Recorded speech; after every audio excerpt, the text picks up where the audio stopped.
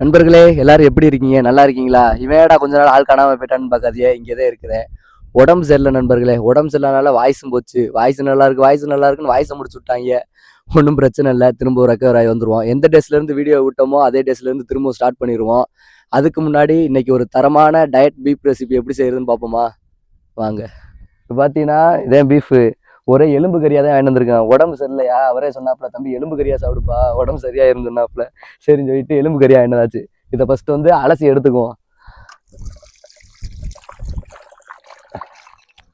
இதுக்கான first ingredients தயிரை ஊற்றிக்குவோம் first. அடுத்து பார்த்தீங்கன்னா கரம் மசாலா,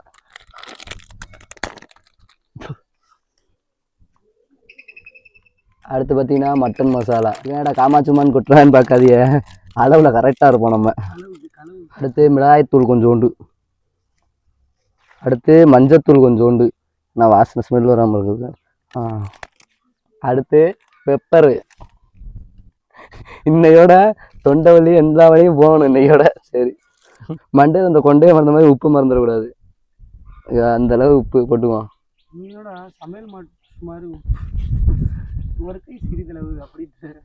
அப்படித்தான் சொல்லி கொடுக்கணும். அடுத்து ஒரு பிரட்டல் தான். இன்னைக்கு ஒரு முடி போட்டு இன்னைக்கு கடிச்சு இழுக்கிறோம். நான் எலும்புனா போட்டு மாதிரி இது பண்ணி கொஞ்ச நேரம் ஃப்ரிட்ஜில் வச்சுருவோம். வச்சுட்டு ஒரு மணி நேரம் சென்று எடுத்து சமைக்க ஆரம்பிப்போம். இப்போ வந்து 1 மணி நேரம் சென்று வந்து நம்ம அந்த கறியை எடுத்துக்கிட்டாச்சு. இதை வந்து நம்ம வந்து குக்கரில் போட்டுக்குவோம். இவேடா உள்ளே தக்காளி போட்டுட்ருக்கேன்னு நினைக்காதியா, இது வந்து நம்ம வயநாடு தாத்தாட்ட இருந்து ஆட்டையை போட்டது இந்த ரெசிபியை. அடுத்து வந்து கருவேப்பிலை இதுக்குள்ளேயே போட்டு ஃபஸ்ட் வந்து பிணைஞ்சிக்கணுமா, அதுக்குள்ளேயே போட்டு பிணைஞ்சிக்கணுமா. பற்றியில் எல்லாம் வச்சாச்சு. குக்கருக்கு வந்து விசில் வைக்க மறந்தாச்சு. வேலை முடிஞ்சிச்சு. அது வேகட்டும். நம்ம வதக்கிறதுக்கான வெங்காயம் மிளகாயம் மட்டும் நறுக்கி அதுக்கு முன்னாடி வச்சுக்குவோம், வதக்கிறதுக்கு தேவையான மட்டும். ஃபைனலி நம்ம பீஃப் ரெடியானதை பார்த்துக்கோங்க. இது வந்து இதில் கொட்டி இப்போ ஃப்ரை பண்ண போகிறோம், அவ்வளோதான். அதை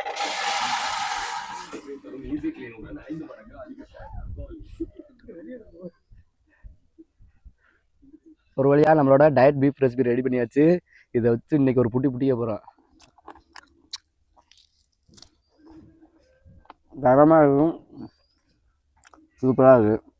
நான் பேர் கொஞ்சம் போட்டுருவோம். இப்போ பார்த்தீங்கன்னா நம்ம மட்டும் சாப்பிட்றதுனால நம்மளோட சேர்ந்து இவங்க ஜாயின் ஆகிட்டாங்க. அவன் முகரே காட்டுங்கிட்டு பசங்க ஃபுல்லாக ஃபுல் வைப்பில் இருக்கோம்ப்பா.